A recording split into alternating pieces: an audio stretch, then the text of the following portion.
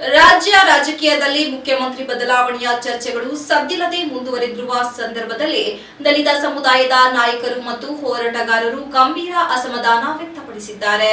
ಪತ್ರಿಕಾಗೋಷ್ಠಿಯಲ್ಲಿ ಸೋಮವಾರ ಮಾತನಾಡಿ, ರಾಜ್ಯದಲ್ಲಿ ಕಾಂಗ್ರೆಸ್ ಪಕ್ಷವನ್ನು ಕೆಲವೇ ನಾಯಕರಿಗೆ ಗುತ್ತಿಗೆ ನೀಡಿರುವಂತಾಗಿದೆ ಎಂದು ಟೀಕಿಸಿದ ದಲಿತ ಹೋರಾಟಗಾರರು, ಕರ್ನಾಟಕದಲ್ಲಿ ದಲಿತ ಸಿಎಂ ಮಾಡುವ ಮನಸ್ಸು ಕಾಂಗ್ರೆಸ್ ನಾಯಕರಿಗೆ ಇಲ್ಲ ಎಂದು ಸ್ಪಷ್ಟವಾಗಿ ಹೇಳಿದರು.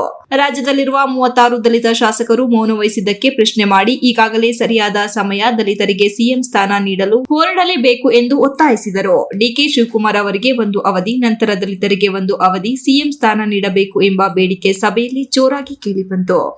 ಅದು ಇಲ್ಲ ಇದು ಇಲ್ಲ ಅಂದರೆ ರಾಜ್ಯಾದ್ಯಂತ ದಲಿತ ಪರ ಹೋರಾಟಗಾರರು ಒಗ್ಗೂಡಿ ದೊಡ್ಡ ಮಟ್ಟದ ಪ್ರತಿಭಟನೆ ನಡೆಸುತ್ತೇವೆ ಎಂಬ ಎಚ್ಚರಿಕೆ ನೀಡಿದರು.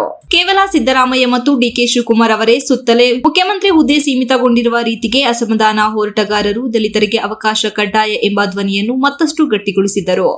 ರಾಜ್ಯದ ಎಲ್ಲಾ ದಲಿತ ಒಕ್ಕೂಟಗಳ ನಾಯಕರು ಒಟ್ಟಾಗಿ ಬಂದು ಹೋರಾಡಬೇಕು ಎಂಬ ಆಹ್ವಾನ ನೀಡಿದರು. ಕಾಂಗ್ರೆಸ್ ಪಕ್ಷದಲ್ಲಿ ದಲಿತ ಸಿಎಂ ಆಗಲು ಜಿ ಪರಮೇಶ್ವರ್, ಸತೀಶ್ ಜಾರಕಿಹೊಳಿ, ಎಚ್.ಸಿ. ಮಹದೇವಪ್ಪ, ಕೆ.ಎಂ. ಮುನಿಯಪ್ಪ, ಪ್ರಿಯಾಂಕ ಖರ್ಗೆ ಅವರಂತಹ ನಾಯಕರು ಸಮರ್ಥರು ಎಂದು ಬಿಂಬಿಸಲಾಯಿತು. ಇವರಲ್ಲಿ ಯಾರಾದರೂ ಒಬ್ಬರು ಸಿಎಂ ಆಗಲು ಉಳಿದ ದಲಿತ ಶಾಸಕರು ಬೆಂಬಲಿಸಬೇಕೆಂದು ಮನವಿ ಮಾಡಲಾಯಿತು. ರಾಷ್ಟ್ರೀಯ ಅಧ್ಯಕ್ಷರಾಗಿರುವ ಶ್ರೀಮಾನ್ ಮಲ್ಲಿಕಾರ್ಜುನ ಖರ್ಗೆ ಸಾಹೇಬರಿಗೆ ಕಾಂಗ್ರೆಸ್ ಪಕ್ಷ ರಾಷ್ಟ್ರೀಯ ಅಧ್ಯಕ್ಷರನ್ನಾಗಿ ಮಾಡುವುದು ಕೇವಲ ನಾಮಕಷ್ಟೇ. ಅವರಿಗೆ ಯಾವುದೇ ಅಧಿಕಾರವನ್ನು ನೀಡಿರುವುದಿಲ್ಲ. ಕೇವಲ ನಮ್ಮದೇ ರಾಜ್ಯಗಳಲ್ಲಿ ಸಿಎಂಗಳ ಬದಲಾವಣೆ ವಿಚಾರದಲ್ಲಿ ಇಂತಹ ಅಸಹಾಯಕತೆ ಎದ್ದು ಕಾಣುತ್ತಿದೆ. ಒಂದೇ ಒಂದು ದಿನವೂ ದಲಿತ ಸಿಎಂ ಮಾಡೋಣ ಎಂದು ಚಕಾರ ಎತ್ತದೇ ಇದ್ದರೆ ನಮ್ಮ ಕರ್ನಾಟಕದ ಎಲ್ಲ ದಲಿತರು ಇವರಿಗೆ ಒಂದು ಸಲಹೆ ಕೊಡುವುದು ಏನೆಂದರೆ, ಪಕ್ಷದಲ್ಲಿ ಗುಲಾಮಗಿರಿ ಮಾಡಿಕೊಂಡು ಇರುವುದು ಬೇಡ. ನಮಗೆಲ್ಲ ಇದು ನೋವಾಗಿದೆ. ಇದರಿಂದ ಹೊರಬನ್ನಿ ಎಂದು ಕರೆ ಕೊಟ್ಟರು. ದಲಿತ ರಾಜಕೀಯ ಧ್ವನಿಯನ್ನು ಹೆಚ್ಚಿಸಲು ಹಾಸನದಿಂದಲೇ ದೊಡ್ಡ ಮಟ್ಟದ ಹೋರಾಟ ಆರಂಭಿಸುವ ಸಿದ್ಧತೆಗಳನ್ನು ಹಂಚಿಕೊಂಡರು.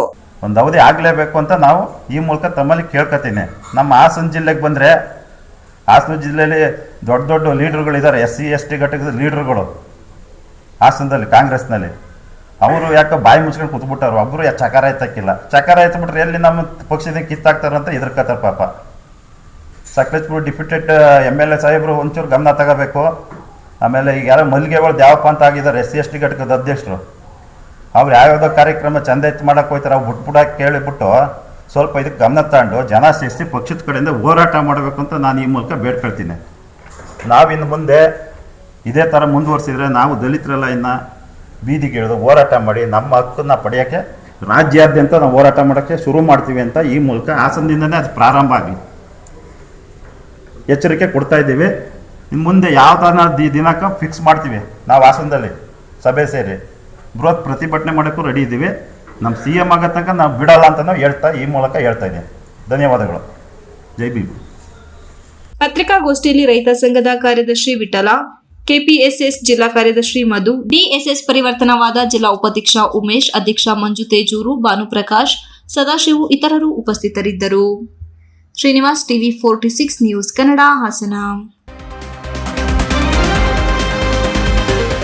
You are watching TV 46 News Kannada.